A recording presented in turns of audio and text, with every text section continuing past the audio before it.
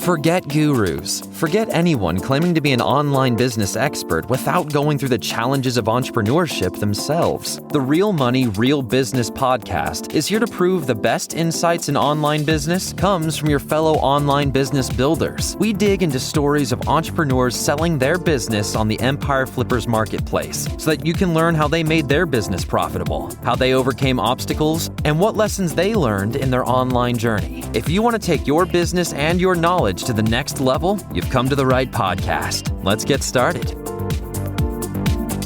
Hey everyone, welcome to another episode of the Real Money, Real Business podcast. We record these interviews so that potential buyers can learn more about the business and the seller to help them make an informed buying decision.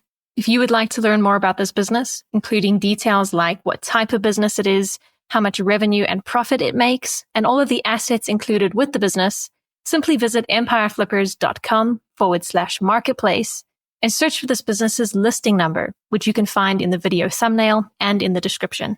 Or if you're watching this on YouTube, you can click the link in the description to go straight to the listing. So without further ado, let's get into this interview. First up, let's learn a little bit about you. Can you tell us about your background in building and running online businesses? So a little bit about myself and my background. Digital marketing and online advertising services has been something that I've just been super interested in over the last 7 to 8 years. I've been privileged enough to have learnt off, in my eyes, some of the greatest advertisers in specific countries and industries. We've worked with businesses that are small all the way to some of the largest in their niche globally. One thing that sets this apart so much, and I think makes it so different to traditional advertising service businesses, is that it's so much more scalable. One thing that I found in my experience was that many agencies and different people in that kind of line there's a bit of a lag between client acquisition and hiring and upskilling. Even if you've got really great systems, really good SOPs, good talent, things like that, there's always still a bit of a lag between kind of hiring and upskilling and client acquisition. And that can significantly deteriorate the service quality and put a lot of holes in the business, even if you do most things right. While there's nothing wrong with the kind of, managed services, and we do actually have quite a few clients on the monthly, where they're just paying a monthly retainer. It's great. It runs extremely smoothly. I'd say that's even quite scalable itself. The real scalable and then sort of the real big opportunity in it is the performance marketing aspect. We're able to take on, 10 to 15 clients per employee as an example. So the resource allocation, we've really created tons and tons of leverage because we're able to sell the fixed result to clients, which is, often a lead or a call or whatever, a much higher margin, but it's de-risked for them because they just guaranteed get a result.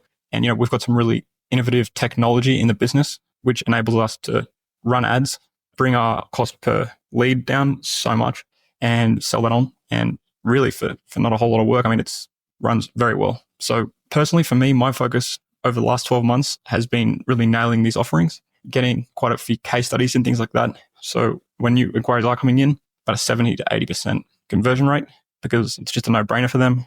They see the results, they come in and de-risk the offer so much for them to try it that it makes no sense not to try it. So there's a few core services that we do offer.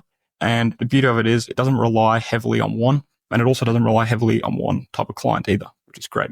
So it's been getting all of that super dialed in and really smooth. But there's also a lot of room to kind of change the business in any way or incorporate it into anything. So there's a lot of potential. But yeah, that's a little bit about myself and my background. And looking forward to sharing a bit more. Why are you selling the business now instead of keeping it and growing it further? It's funny, a few of the people that I've told are quite surprised that I am selling it, especially because of how much opportunity there is now. But I'm just so interested in something different and think holding on to it while I could run it pretty minimal time and energy quite easily, I'd rather pass it on to someone who can maximize the opportunity and the inquiries that are coming in. I've really kind of set it up so that it can be ran from anywhere in the world. Like I travel a lot, especially this year. All the employees are remote and all the clients are all around the world, which is great because it's not really dependent on any, location or anything like that either. But I just looking for something new, I think like a lot of business owners.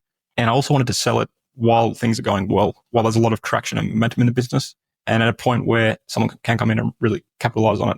I see a lot of businesses sell, like they'll kind of know they're going to sell it and then they'll just like let it flop and let things stall and like just hold on to it and leave it. And, it doesn't really require a whole lot. I think right now, because there is so much positive momentum, we've had a pretty good year in terms of the results we've been able to generate and the technology. We've built some really great technology in the business. It just makes sense to pass it on to someone now while there is all of this here for them to really take it and scale it and take all these inquiries, just maximize and tap into what we've built, grow it. So yeah, feels like the right thing to do. Can you describe the amount and the type of work that you do on this business to maintain it? So the kind of on like, let's say, a weekly basis, the typical activities that I'll do is just replying to some emails, speaking with the team, and some of the key campaigns or something that I'm really interested in, I'll just jump in and out of. But aside from that, it all runs without me. I would say that it would benefit from, I'd say, like potentially like an extra salesperson. But overall, I just kind of do some of the high level tasks and just make sure things are working well, which they are. It's got a great set of team members. And the biggest thing that I can attribute sort of making it easy and what's made my life really, really easy is just documenting everything and having really, really clear step-by-step manuals for everything. That way you can just reproduce quality and delegate without worrying. And also it's a pleasurable experience for your team and how fast they can pick things up. Oftentimes, if an employee, you're too reliant on one employee, when they leave, it can hurt the business. But luckily, everything that's in the business now, it doesn't rely on a single person or, it doesn't really rely on anything. So it's, if a new person, if an employee left, a new one came in, they'd pick it up so fast because it's so clear and documented in a way that makes it easier for them. Sort of a bit off topic, but one thing that I find quite interesting is I actually kind of found this was how do you separate specific information so that, if you've got sensitive client information, you want some teams or employees to see that. And I feel like workflow, it does that really, really well. So it's, got different documents for different employees or permission types. And, so if you've got two team members on a project, but one of them has drastically higher permission levels, the other one doesn't kind of see that. They just see what they need to do for their core tasks on the project. So anyway, overall, very minimal. It would definitely benefit from some extra push, especially with the inquiries and things like that, but it's not super reliant on me and I don't have to spend a whole lot of time on the business for it to run. So if you were to keep this business, what are some of the ways you would try to grow it?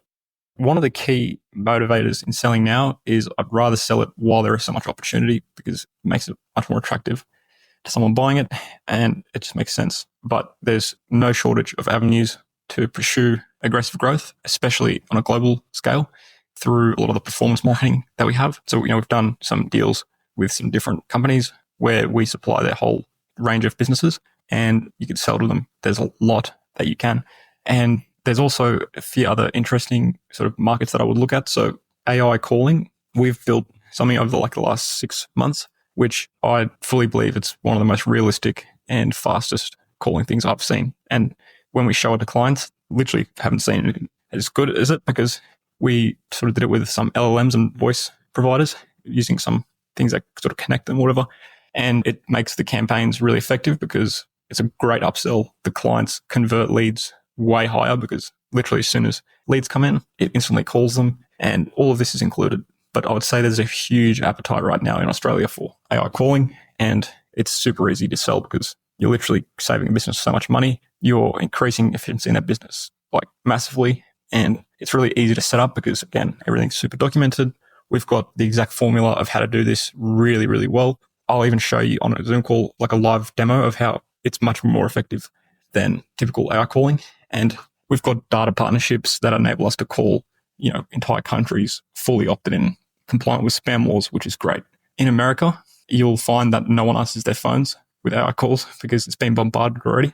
But in Australia, the beauty is, I'd say over 60% of the population answer their phone. And then if it's the second call attempt, usually about 70 to 80% will answer, which is really good because this kind of tech more effective and it's just super early. So it's well timed.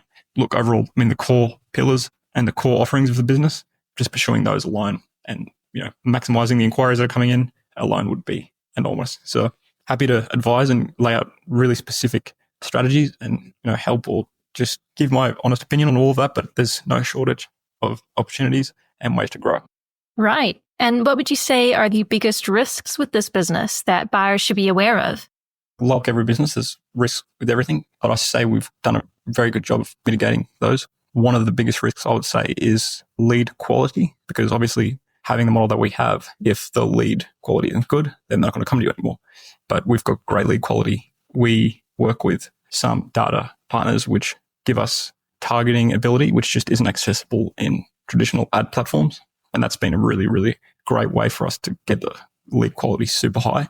And because of how much margin there is right now in those avenues, there's a lot of room for it to fluctuate, whether that be from competition or platform changes, and still it's sustained well. I would say that probably one of the biggest risks would be not capitalizing on the inquiries fast enough. So ensuring that being proactive, doing things very quickly, making sure that the level of service that each client gets is really high and they're just being communicated with. But overall things like, I guess, retention and things like that, it's very, very high because the way we structure our offers, it becomes a part of that client's marketing system or, their inquiry. They rely on us heavily for their inquiries, which is great because it makes the retention very high. So we don't have much churn at all. But, with that being said, I think it's pretty de-risked. It doesn't rely on a single person or a point of failure.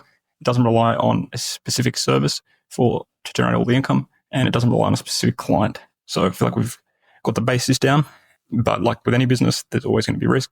I'd say we've done a pretty good job at mitigating that, and happy to advise on what I see being kind of, the best way to continue mitigating it, especially as, you do scale it depending on what your goals are. How much support are you willing to offer the buyer who acquires this business? More than happy to support the buyer in any way they need, something that I've spent years building. So I would much rather them have the best start they can and really continue, capitalizing on the momentum and really get off to a good start. So there's a few things that I think would really help with that wouldn't require me to be in the business for a huge amount of time, but give them a really, really big push, especially with, running things like some campaigns so that, we can get a lot of kind of, a lot of security and stability for them early on, but more than happy to whatever the preference is. I expect it to be quite simple because a lot of it's just going to be showing them how things work, kind of understanding their previous experience or what they're integrating it with or what their goals are. And more than happy to give super detailed overviews of everything. But I think it's something that pick up quite quickly, and more than happy to stay on for, whatever's requested, as well as if they would rather just, take it and cool to just run with it, then that's also great. But more than happy to do everything I can to give them the best start, and it's in my best interest to do so. Are you open to negotiating something like an earn-out agreement? I'd say for this, I'd prefer not to have an earn-out structure, only because of how much potential there is for just rapid growth instantly. It's not like something where it's going to take a long time to pick up. It's all here right now. But with that being said, I'm flexible. So if that's a really, really key factor in making a decision to acquire this business, then absolutely open to discussing. But my goal would be helping them maximize the amount of sales we can make over a transition period and run some campaigns so we can get lots of new signups, re-engage a lot of clients and just really freshen things up. Happy to help with any of that. And I feel like with all the technology that's included, everything that's in place right now, it's pretty great value and, easy to scale quite quickly. But again, open to anything, open to discussing. I think for me, the most important thing is just moving quickly so we can maximize a lot of these opportunities that we have, especially with the new year, because, businesses are looking for new things. We've got a ton of clients we can sell to, and more than happy to help someone execute some aggressive campaigns or sales campaigns and grow fast. Yeah, flexible to discussing. I would prefer not to have an earn-out structure because I think it's a great deal regardless, and I don't think it's going to take long at all for them to see, an immediate kind of growth in sales. So, yeah. Okay, final question. If you had to put yourself in the shoes of a buyer, why is your business a business worth buying?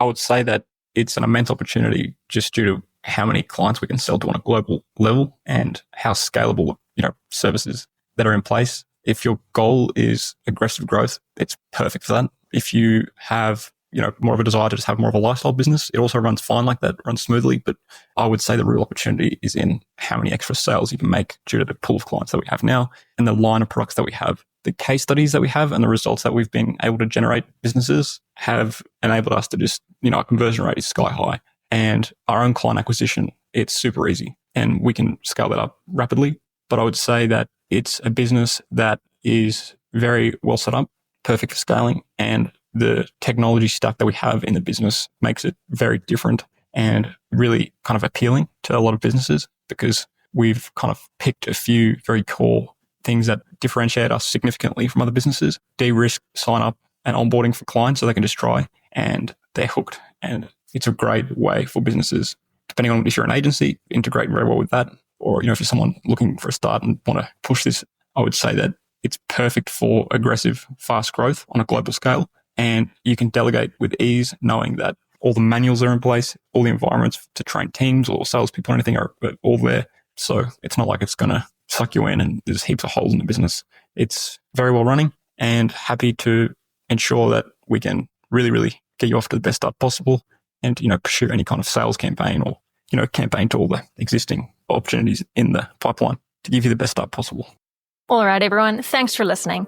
To learn more and see if this business is still for sale, head over to empireflippers.com/marketplace and search for this business listing number, which you can find in the video thumbnail and description.